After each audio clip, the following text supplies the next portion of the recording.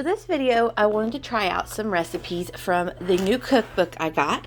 It is the Skinny Taste One and Done 140 No Fuss Dinners by Gina Homolka. I'm so sorry, Gina, I mispronounced that. So what you see me trying here is the CAPRESE Portobello pizzas. This is on page 83 of the cookbook. I'm not going to list the specific ingredients and everything because I feel like that's kind of cheating since it's a book and not just a recipe you could find online. So without saying specifically everything you need as far as like exact measurements, this does have portobello mushrooms, pesto, mozzarella cheese, tomatoes, and a new item that I've never tried before called balsamic glaze. After I cleaned them out, I just sprinkled them with some salt on the top and roasted them in the oven. So then I filled my mushrooms with some pesto, some cheese, and cherry tomatoes, which is what you see me doing here. And once the mushrooms are filled, it's time to pop them in the oven.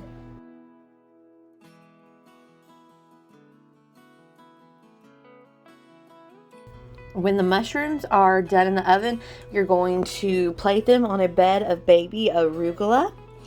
And so I just took my mushroom, plopped it on top, and then dressed the arugula and the mushroom with some of the balsamic glaze.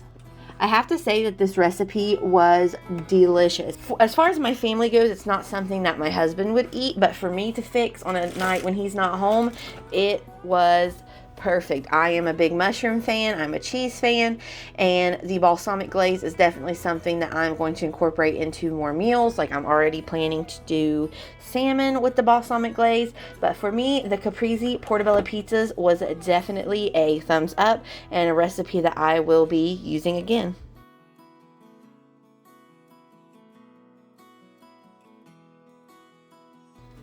The second meal that I tried from this cookbook is the spinach and cheese manicotti on page 271.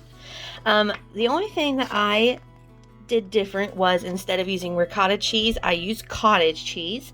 And I forgot that this meal was supposed to be placed in a slow cooker, so I did do the option located on the bottom of the page showing how to do this meal in the oven.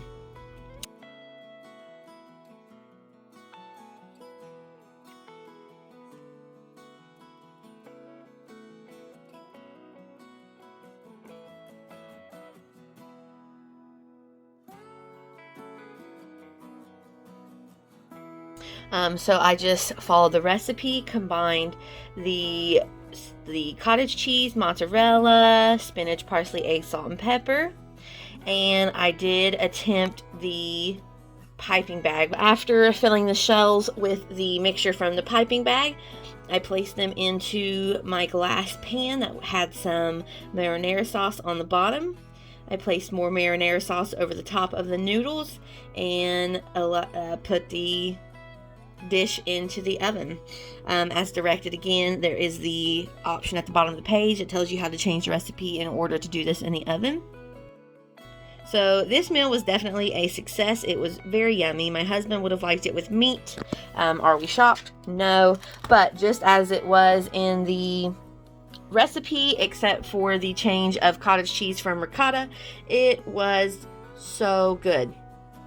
We ate it up, and the leftovers the next day were ate up as well. So this meal is definitely a win in our book. The last recipe that I tried was the honey mustard chicken bake on page 86. This is a recipe that I ended up doubling.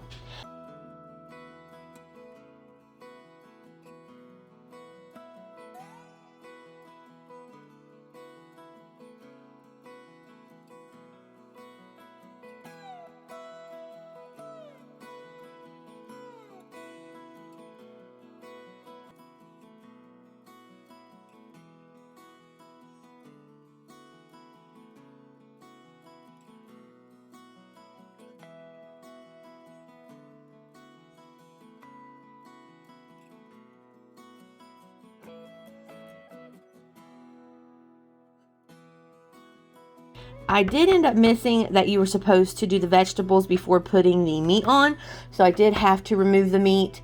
I put it on my cooking board for me and did the vegetables in the oven as the book suggested. I then went back and added the meat and finished out the recipe by tossing the vegetables and then placing the chicken over them. I brushed on the honey mustard sauce, which I almost forgot because I was going so fast, and then I went to go put it in the oven. I was like, oh yeah, I need to add the sauce. So make sure you don't forget the sauce and only add half of it the first time you're putting it in the oven.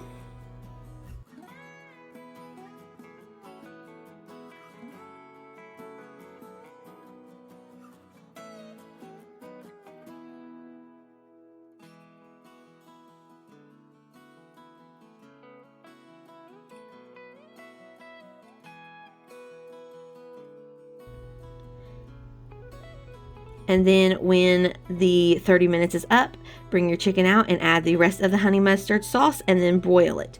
So my personal opinion on this recipe is you do not want to skip the broiling step. Having that honey mustard glaze on top and then broiling it is literally the icing on the cake. For us, we really like this meal. The only thing I would change is next time, instead of asparagus, I would do green beans. We're very finicky when it comes to asparagus. It has to be crispy, and this being baked in the juices of the chicken and the sauce kind of made it too soft. And also, I did not add onion because my husband does not like onion pieces. So instead of that, I added onion powder.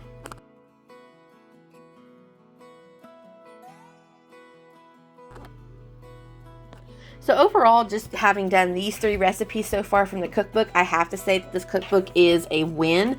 I already am trying new recipes this coming week. We're trying cheesy pork chops, the roasted sausage and peppers, and American style goulash, which all are other recipes you can find in this book. So for us, this book is definitely one that I will continue using, and I am excited to look at her other cookbooks in this Skinny Taste line and try other new recipes. So thank you for watching this video. I hope you will like and subscribe. Let me know down below, have you tried any recipes from this book or her other Skinny Taste books? Which are your favorites? Which ones would you suggest avoiding? And I will see you next time. Bye-bye.